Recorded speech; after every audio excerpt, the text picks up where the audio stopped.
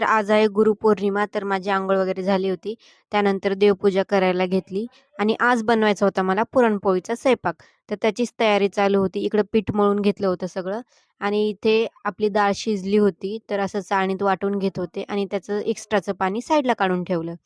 त्यानंतर इथे साखर आणि इलायची मिक्सरला लावून घेतली आणि पुरणाला चटका द्यायला त्यामध्ये मस्त साखर टाकून घेतली. तिकडे पुरण होईपर्यंत इकडे भज्यासाठी कांदा कट करून घेतला आणि पुरण आपलं झालं होतं. आणि नंतर मी इकडे भज्याचं सारण बनवायला घेतलं. असं सगळं मिक्स करून साईडला ठेवलं मुरायला पीठ आणि इकडे आमटी बनवायला घेतली. तर आमटी काळ्या वाटणाची करायची होती. त्यासाठी एवढं सगळं काळं दिसत होतं आणि इकडं कुरडया, भजे असं सगळं तळण काढून घेतलं आणि कढीला पण फोडणी देऊन घेतली.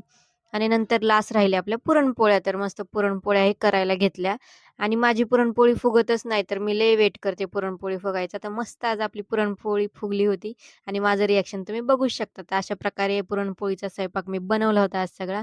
मस्त देवाला निवेद दाखवून घेतला आणि मस्त घेतलं खायला मी. तर तुम्हाला पण कुणाकुणाला पुरणपोळी आवडते नक्की कमेंट करून सांगा आणि खूप छान स्वयंपाक झाला होता. तर भेटूया नेक्स्ट ब्लॉगमध्ये. तोपर्यंत बाय.